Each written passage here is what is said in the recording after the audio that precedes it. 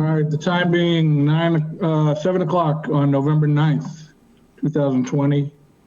I will open this meeting of the Foxborough Board of Health under the open meeting laws and I guess Zoom laws in the state of Massachusetts. All members are present. Pauline Zadell, I think I can see. Yeah, Pauline, health agent, and Diane, it's kind of far away. Trying to see who else is there. I can't really see who else is in the room. There's like a, oh yeah. Mike Johns is here, Bill Keegan is here, Mark Elfman is here, Board of Selectmen is here, okay. John Robertson and Kevin Duquette are here. Okay, great. So Paul Steves and Eric Arvedon are on remote. And for this meeting, I see everyone has a mask on and is sitting socially distant. What I would offer is if there's anybody in the room that would like to keep their mask on, they should do so if they have any objection to removing their mask, since everyone's socially distant or safe distant. Can you, if anyone would like to keep their mask on or would like everyone else to keep their mask on, would you signify by raising your hand? And I can't see what those things right. I'm going to take mine off so I can talk. Okay. How's that? All right. It's Okay. up to you. It's up to you. No, that's yeah. fine. Yeah. We're plenty of distance apart, so there's no problem there. Okay. Okay. Mr. Chairman, is there a way to get this I don't know. picture of you and I out of the middle of that screen? Yeah. There. There you Right. go. Okay. So that's good. Excellent. So for the people that are sitting at the tables, it looks like Mark Elfman, Bill Keegan, and Mike Johns. Oh, there we go. Perfect. Thank you. Thanks, Mike Weber. Great. Okay. All right. So time being 7 o'clock, we will speak with Bill Keegan, our town manager. Mr. Keegan? Well, good evening, everyone, and thank you for having us here this evening. My purpose tonight was to give the entire board an opportunity to hear what we're doing in terms of the process to replace Pauline. As everybody knows, Pauline is indicated that she's going to retire as of January 1st, and as such, the responsibility falls back on the town manager's office as per the charter to fill the position of health director, as would it be for any person in the office. So we've gone through the initial process of trying to update the job description. We actually asked for some input from both Pauline and also from the chairman to try and do that. We've done that. We've posted the position, and it is up. We posted it as of last week. So we're waiting now to see if we get any candidates that'll meet the minimum qualifications. I had a conversation with the chairman about, along with Mike Johns and Mark Elfman. We met in my office probably about a week ago, a little over a week ago, to talk about what the situation is. And it's actually an important consideration here because it turns out that we're not the only ones who are looking for a director of public health at this time. There are, in fact, right now there's about 8 or 9 communities looking for the same position with similar types of qualifications throughout the entire Commonwealth, and all being requested in roughly the same pay range that we're offering right now. We're not any higher, we're not any lower, we're pretty much in the middle in terms of where that range is, which is really what we'd like to be in terms of competing for the positions. The concern is that this actually is a statewide problem. It's not limited to just Foxborough. That there was a study that was done, I just learned this the other day because I didn't realize, but because I was asking some of my colleagues, why is it so difficult to find health directors around the state? And the challenge is that the state recognized it was a problem a couple of years ago, and they did a statewide analysis of this to find out why it's such a big problem. And they said that the reason why is because Massachusetts is the only state in the country that has 351 boards of health. So there's one for each town, throughout the Commonwealth. In other parts of the country, unbeknownst to me, is that there actually are, this is more of a regional type service that's offered, so they don't have as many boards so therefore they don't require as many people to perform these services. What happens in each of the small, and you've got some really, really small towns, and you've seen some regionalization occurring in Massachusetts, particularly in some of the smaller tier communities up in the northwestern part of the state, and some of the smaller places that clearly, there's only a few employees, and the budgets are really, really small. So it becomes difficult to attract people that have any kind of credentials to do the work of an inspector or to be the director of public health. In the meantime, the work of a public health director has become much more complex. What the state analysis showed is that while the requirements for the position have grown, the candidates have not grown for a couple of reasons. The one biggest one is that Massachusetts does not offer a BA or a degree in health, in municipal health services. They offer degrees in science and things of that nature, but nothing in municipal health. They do offer masters in public health, which is something that's actually done in several colleges around the state and throughout the nation, but there is not a undergrad program, at least here in Massachusetts.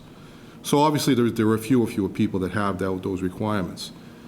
In the meantime, that same group also said there should be some minimum requirements for these positions now because they are complex. It requires at least minimum requirements for a degree, as well as preferably a master's of public health if you're a director, and also requiring that they have a registered sanitation requirement as well within a period of, I think it's up to 1 year.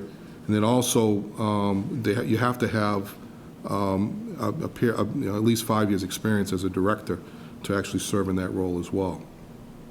So that makes it even more difficult to attract people to that type of role. Now, the one thing we did talk about during the conversation that we had was that maybe the allure of Foxborough will attract people here because we are one of the most unique communities in the state. Obviously, having the stadium is one of our major employers. And so it is a kind of unique place in many ways, so people might want to come here for that reason. So we've actually agreed that, let's put it out there and let's see what happens. And then also, come to a point where then if we don't get any candidates, then we have to think about what we could do next. And so we did have a conversation about what our next move would be if, in fact, we don't get any candidates. And we talked about how we might be able to possibly provide some management services. And I think I want to be clear about this. We're not looking to eliminate the Board of Health. That never was part of the conversation that we had.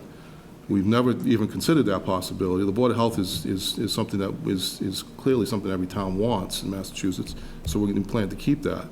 But it's a question of who's going to manage the function. And so that's what we've talked about as a possibility that the fire department has approached us and said, that they'd be interested in helping us with that function. So we have not reached that conclusion yet because we're not at that point. We have only broached that possibility because we have to have a fallback position, in fact, in case we don't end up with a qualified candidate for the position. Now, we talked about that pretty openly, and I know that there's some disagreement about what that might mean, but it also presents an opportunity. I know John is trying to position himself to get all the credentials, and he's working hard, and we like working with John, and John does a great job for us. But he's not there yet, and I think that something that we want to try and encourage him to do is to get those credentials so that he can actually eventually work into that role. So we don't see this as necessarily as a way to go entirely into the future. We don't know that. I mean, it depends upon how successful it is. But the other side of it is that it also gives an opportunity for John to develop the skill set that he needs in order to be competitive for the position and to work into it. So I wanted everybody to hear that because that's what we talked about. And I'm sure there'll be maybe some other things that we can add to that conversation. But there are two main themes here. One is that we have posted the position with the right requirements, and actually, strangely enough, and I didn't even look at this document until today, but the requirements were almost a mirror of what we posted. So that's a good thing. The second thing is that if we don't attract any candidates, which is, I think, a pretty high possibility, we have to come up with a fallback position. Because the last thing we want to do in the middle of a pandemic is to leave the town not with a position being managed, with the department being managed in this kind of a situation. So we're trying to protect the town and to protect the department at the same time. So that's where I wanted to report to you tonight. I want you to hear it from me directly. I didn't want you to hear it. If anybody has any questions, I'm happy to answer them to the best I can. And right now, we've had the job advertised for about a week, and we've had one application, I think. That's correct. At this point.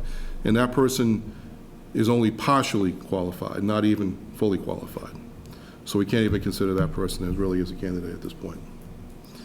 So that's where we stand. Again, happy to take any questions you might have. Is there anyone in the room that has any questions? So I have For Mr. a Keegan. quick Sure. question. Yeah. That document you have in front of you, Yes. that's the minimum requirements required by the state? This was the Special Commission on Local and Regional Public Health. They did it was a special commission that was put together by the state back, and the report came out it's on the mass.gov website. Yep. If you want to check it on the Department of, I think it's on the Department of Public Health. But it actually is Special Commission on Local and Regional Public Health, and it was done, it came out in June of 2019. All right, so it's 18 months old. Yeah. So it's a relatively new document. And it requires, so I know we're requiring, Mm-hmm. for our application, we're requiring an RS prior to, or are we going to be flexible with that within a year? Well, it says the requirement, it says registered sanitarian or equivalent eligible, so within a year. See, the problem is that if you have to have at least a bachelor's degree to get registered sanitarian. Right. And then you also have to have at least 45 credits of science, Right. as part of that degree. So that creates a challenge for some people because you don't have that degree requirement. You can't even sit for the exam for the registered sanitarian. So I did post this position looking for somebody with a registered sanitarian as a requirement, as well as the bachelor's degree with a master's preferred. And, then Bill and I earlier today read this report, as Bill mentioned, that was put out by the commission in June of 2019 with recommended standards. So, it was, these aren't hard and fast, what the commission put out, but they're trying to create a standard and a way for communities in the Commonwealth to be able to provide the best health services as possible. The other thing that they did require, that says, they listed them as required at hire, masters in relevant field or BABS with a 5 years of relevant experience. And those are the initial requirements. And then they recommend after you get hired that if you don't have your sanitarian, you get it within 1 year. And then also to get the masters in public health within 5 years of hire. So they do put people on that schedule. Now we've had a conversation with John about that. We're prepared to work with him and then we put people into the Suffolk program for trying to get for leadership skills and actually put you credits towards your masters in public administration, or I assume could be used towards public health. But they would have to be a different course requirement once you get into the full program. But at least it starts you in that direction. Correct.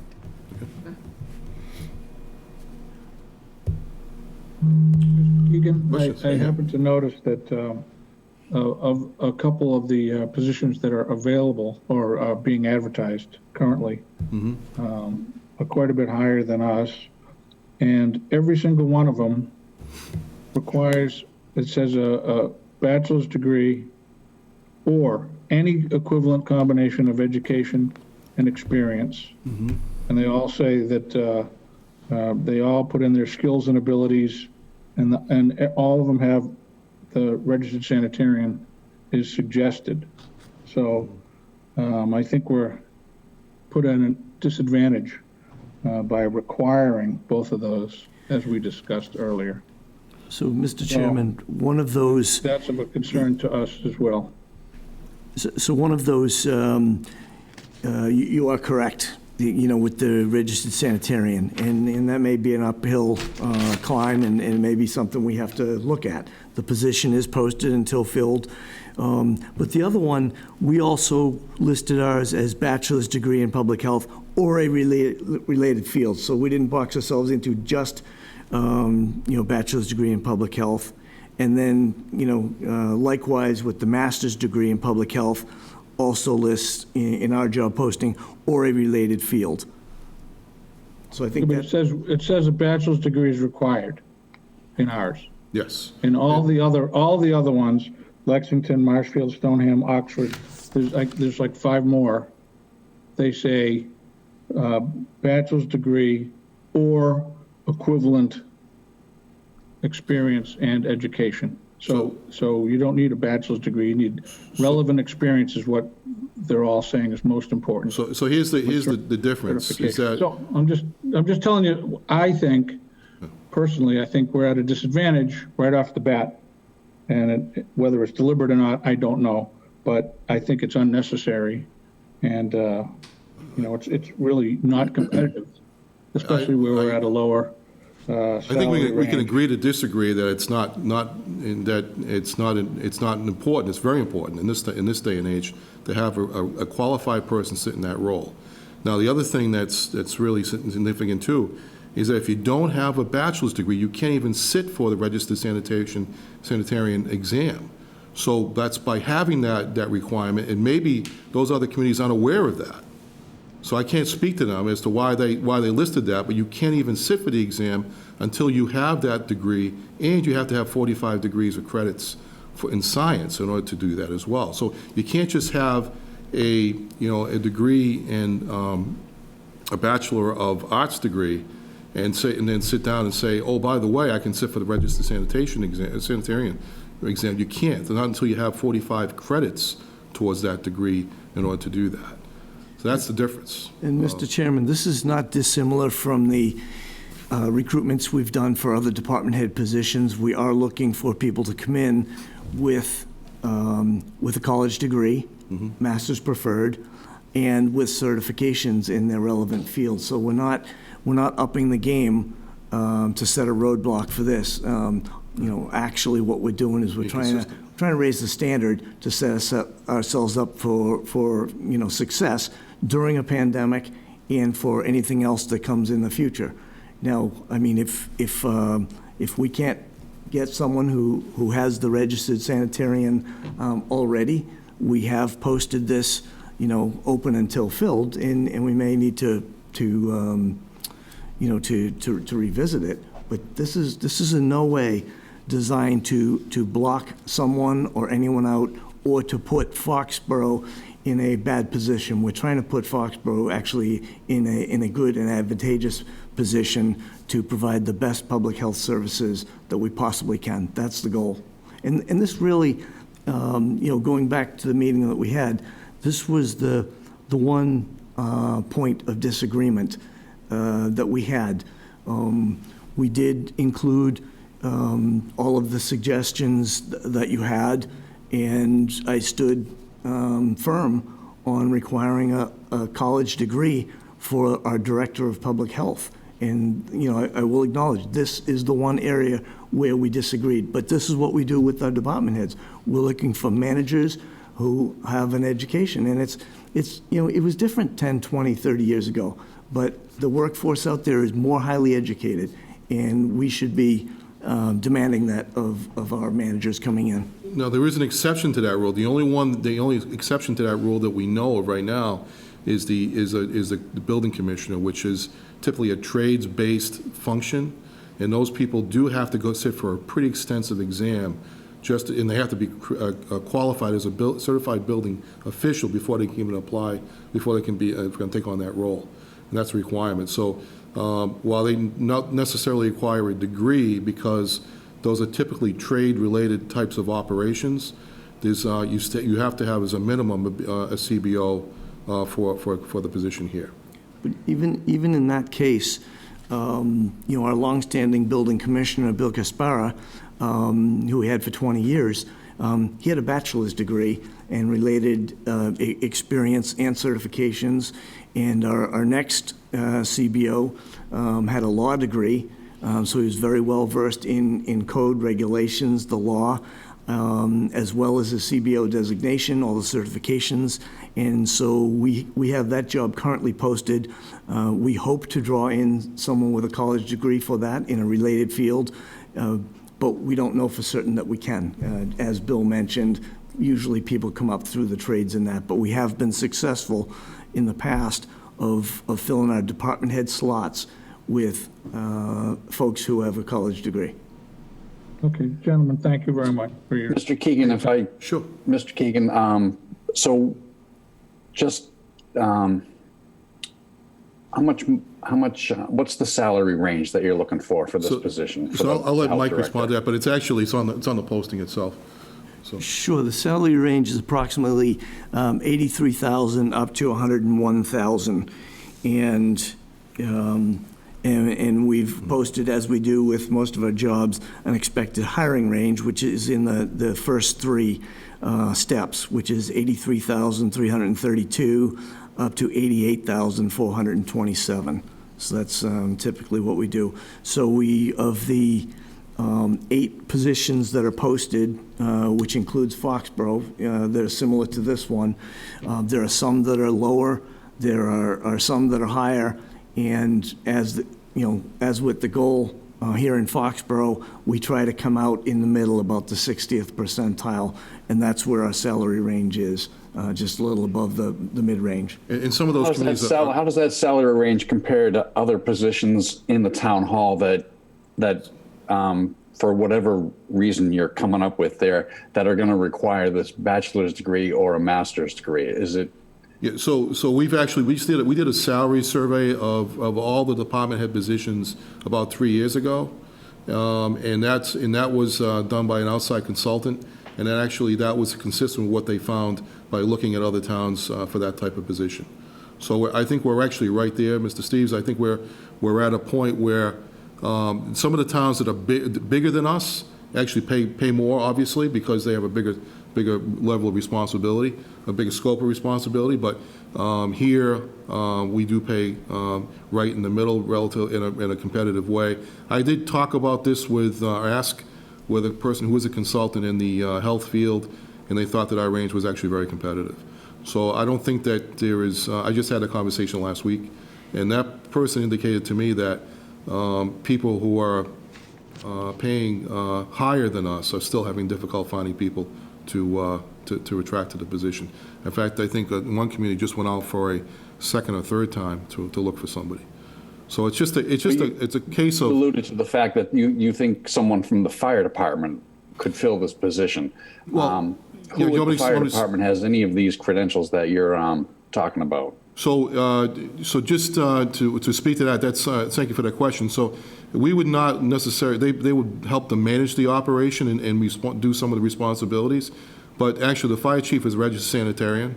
He has that license requirement. And also the deputy fire chief, Tom Kemp, is just a few courses away from finishing his master's in public health.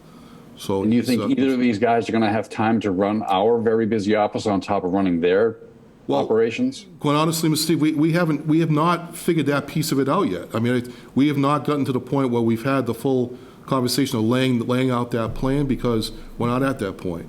But I think if we get to that point, we're going to have to lay it out and see how that's going to work. But they said that they would be willing to do it. So I think that's something that's unique, because you don't see that in many other communities where a department that's diverse and has a lot of different folks and responsibilities to be doing that are interested in actually helping with that. But they've expressed an interest in trying to help out. And like I said, if anything, it'll keep us running the operation at a high level with the kind of things that we need to do in this kind of environment. So, I think there was a part of the question that was missed earlier when it came to the salaries. It was in terms of competitiveness within the town, how does this salary range compare to other director levels within the town of Foxborough and not outside of the town? Sure. I don't have the pay chart in front of me, but I can speak to that in general. So we have some department head positions that are lower on the pay scale than this, and there are some that are higher. The chief assessor is one of the ones that's on the same exact pay scale. So it's based on the complexity of the position, the supervision, the education required, certifications, those sort of things. So it's in the outside market.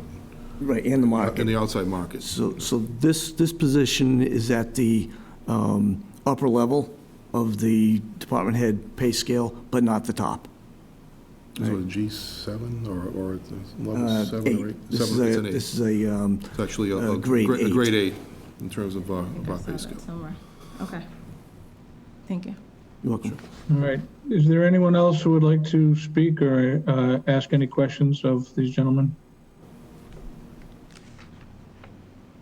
Okay, I'm hearing none. I'm not sure what the procedure is. I apologize. I'm not from Foxborough. I'm from the Massachusetts Association of Health Boards. I'm not sure what point you are in your meeting, whether others are permitted to speak now or not. I'm sorry. Cheryl, absolutely. If you would like to speak, I think you've been participating anyhow in this. You've been hearing the discussion, I guess, right? Yeah, Sure. great. Please continue. Thank you. For those that don't know me, I am Cheryl Sabara. I am the senior staff attorney and the executive director of the Massachusetts Association of Health Boards. We represent the 351 local boards of health in the Commonwealth, all of whom have the legal authority to enact regulations and to enforce federal, state, and local public health regulation. I was also a member of the Special Commission on Local and Regional Health and was one of the members who voted unanimously to support the blueprint for local public health excellence in the Commonwealth, which has been referred to this evening. And the report is really an extremely comprehensive, I think, really the gold standard of what we hope we can achieve in the Commonwealth when it comes to workforce requirements, to foundational public health services, and to a lot of the things that were discussed this evening already. I will say that when my colleague Laura Kittros was the chair of the Workforce Development Committee and came up with the proposed workforce credentials. And it was done acknowledging the fact that in most places in the Commonwealth, or in a significant number of them, we do not have those workforce credentials in place right now. It's the gold standard. It's what we would like to get to. And in order to get there, we filed a few bills with the legislature, the most recent one being SAFE 2.0, which would eventually require folks to have the credentials that Foxboro is looking at right now, which is certainly where we want to go. There is in the recommendations from the special commission, and I don't want to call it a waiver, but there's a way that a municipality can hire someone without the necessary credentials as long as they feel that the person has the experience necessary to fit the job and will eventually get the criteria. So that's in the special commission's report.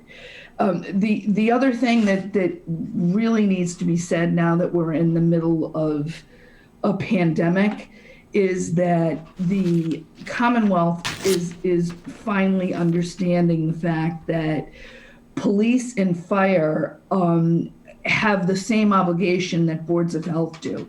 We all get our legal authority from the police power to protect public health, safety, and welfare.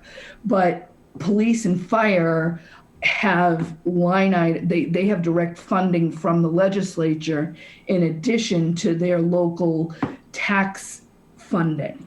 Boards of health departments don't have, they don't enjoy that same funding mechanism. They are only funded by the local tax base, which is why it's really important when you're looking at addressing qualifications and what needs to be done. In Massachusetts now, there's a real push from not only the COVID Command Center, but from public health professionals and a lot of reps and senators that we start looking at funding local public health the same way we fund police and fire. In addition, if you look at the statutory responsibilities of local public health, the list is too long for me to recite to you now. I can certainly send it to you. But the fact remains that the legal authority to enforce all public health laws rests with the Board of Health.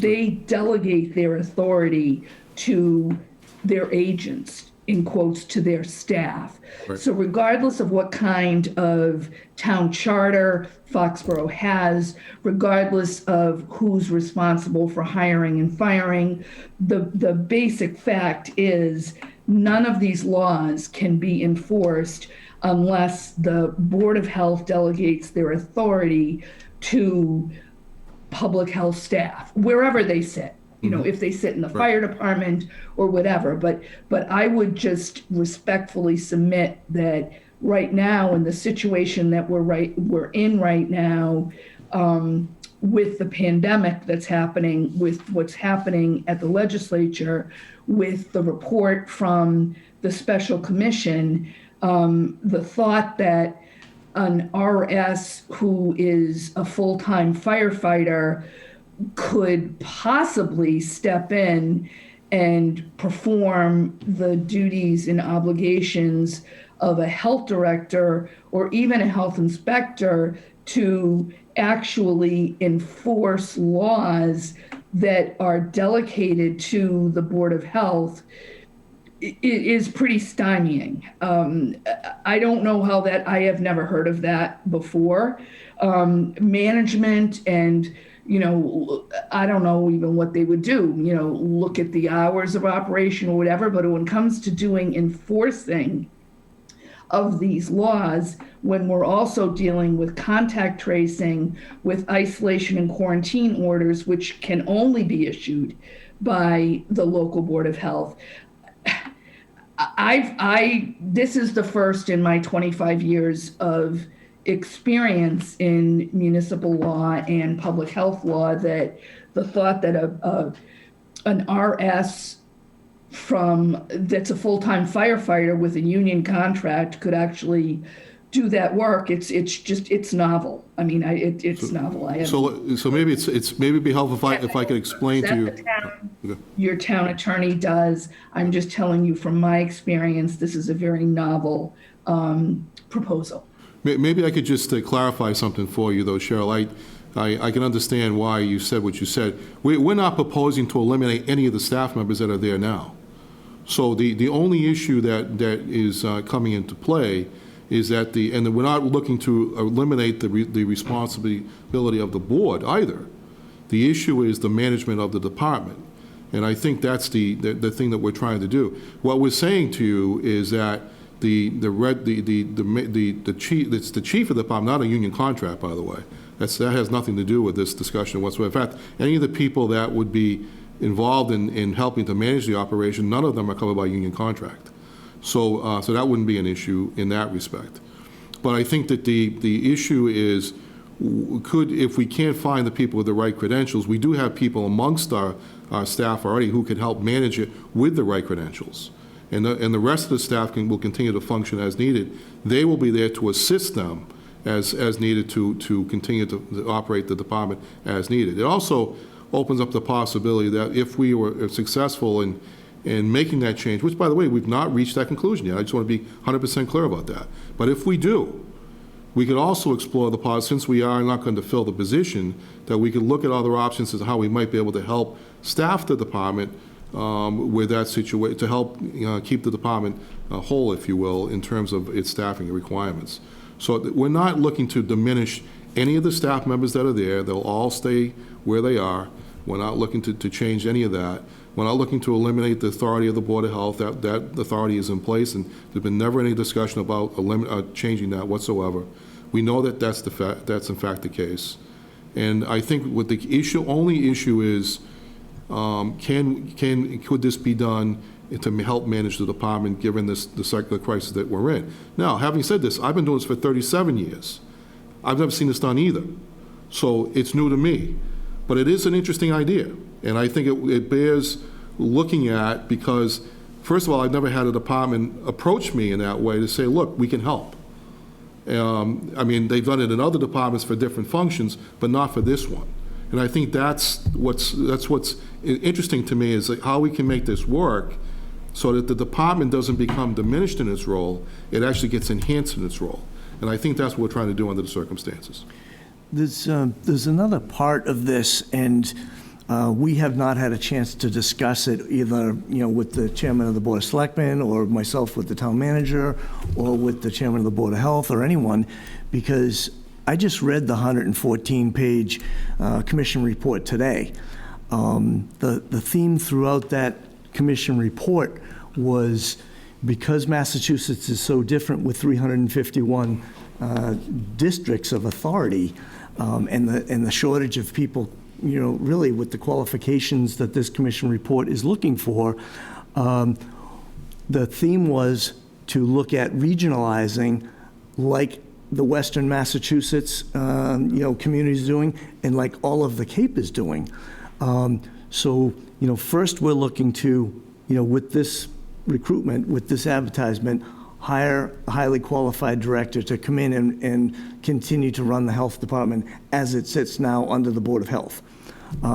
Second is, what we discussed as a backup, as another option, so that we don't gap this position after Pauline retires, is, some management help and some further collaboration with the fire department.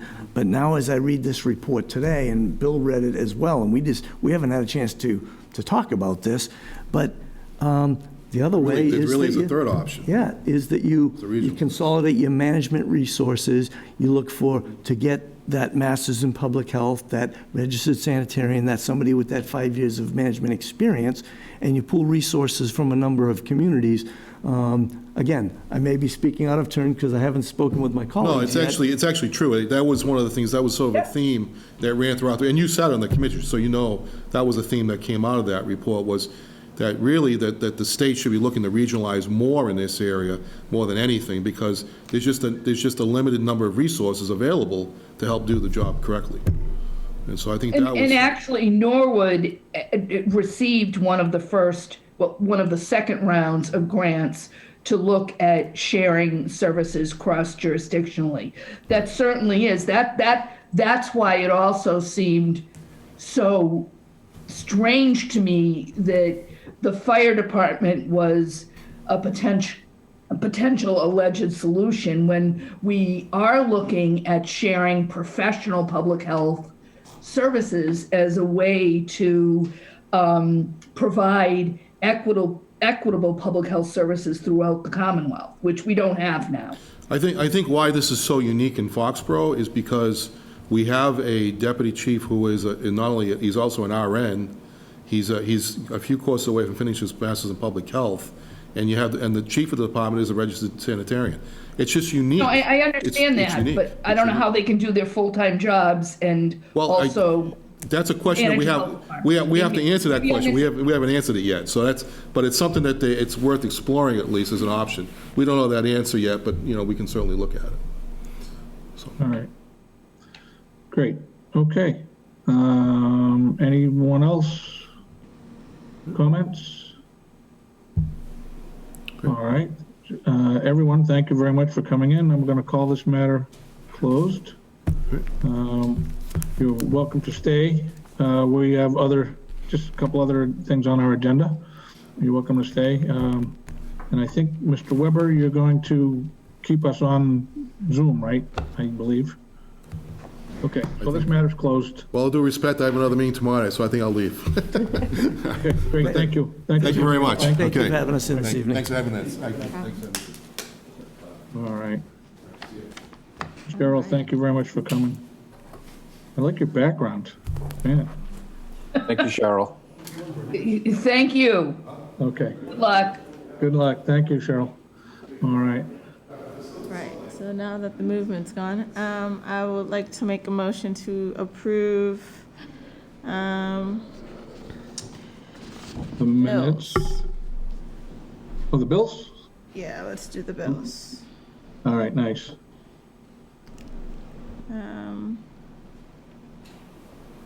So the first bill is for Pauline Zadell, is for $50. Second bill is for the Pro's car, that's for $14. First bill is for Pauline Zadell for November Communications for $50. And then the Pro's car for a car wash for $14. And then the next one was Granger for disposable gloves for $17.05. And then another Granger order for inspection supplies for $48. And then Pauline Zadell, Diane Pasafaro, November Communications for $50. We have LifeWorks November Services for $812.83. And then John Robertson, November Communications for $50. And that's That's it, just one extent? page. Okay. Yes. Paul, you care to second those? Mr. Chairman, I will second that. All right. Is there anyone else relative to those bills? All right. Hearing no discussion, I will call for vote. All in favor? Aye. Aye. And that's affirmative, 3 affirmative, Yep. 0 in the negative. All right. Okay. We have minutes to approve, I believe. Mr. Chairman, I would like to make a motion to approve the minutes as written. For November. For October 26th, 29th? 2020. 30th? And Paul? What are the dates? October 26th. Right, 26. I knew that. And Paul, you were looking at the minutes. Remember I sent you a copy of the minutes the other day? Yes.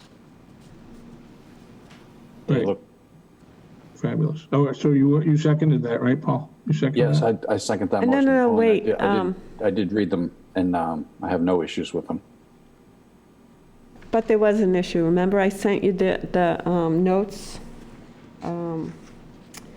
Just to fix a couple words on it. It might have been my mistake during the meeting when Diane typed it up. Remember I sent it to you? I do remember you sending that now that you've mentioned it. Or just refresh my memory, please. Can you pull don't up have that them in front email? of me. Do you have that handy?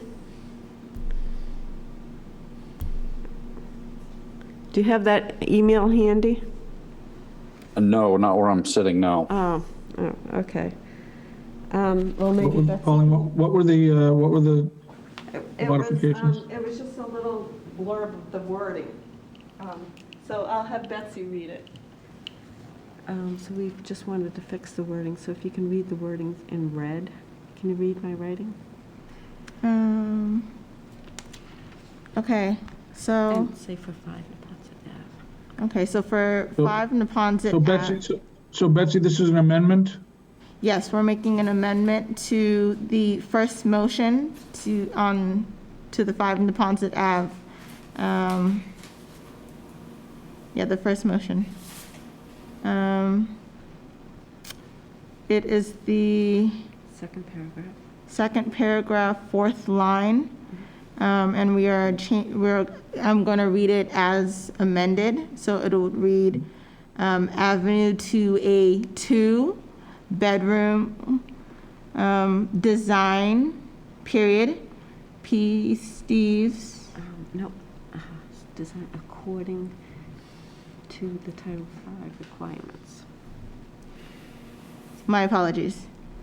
Avenue to a 2-bedroom design according to Title V. Title V requirements, period. Yes, that's all coming back to me now. Thank you, Pauline, for refreshing my horrible memory. Thank you, And Betsy. sorry you had to deal with that, Betsy. No Yes, problem. I will second those minutes in their amended form. Okay. Okay. Any further comments? Hearing none, I will call for a vote. All in favor? Aye. Aye. Opposed? Hearing none. Okay, 3 affirmative. Great. Okay. Do we have a health agent update? Nope, I think that's about it for tonight. I just want to thank John and Kevin for coming tonight. I can't see them. Paul can't see them. Come over here and But, wave to the board. thank you, Kevin, and thank you, John, for coming in. Oh, there you There they are. are. Oh, yeah, there you are. Right. Thank you. Yeah. Okay, great. All right, drive carefully. Mr. Weber, thank you so much Thank for taking care of us tonight. Paul, someone make a motion to adjourn? I would like to make a motion to adjourn. The time is 7:47. All right. Second. And Betsy, you seconding, I think, right? Yes. All right. Hearing nothing, all in favor? Aye. Aye. All right, beautiful. Thank Okay, you, Mr. Chairman. all right, thank you very much. Good night, everyone. Thank you, Diane. Thank you, Pauline. Thank you, Good night, Betsy. everybody. Diane, you're- Right, thanks, John, thanks, Kevin. Bye. Thank you, Mr. Weber. Thank you, Mr. Weber.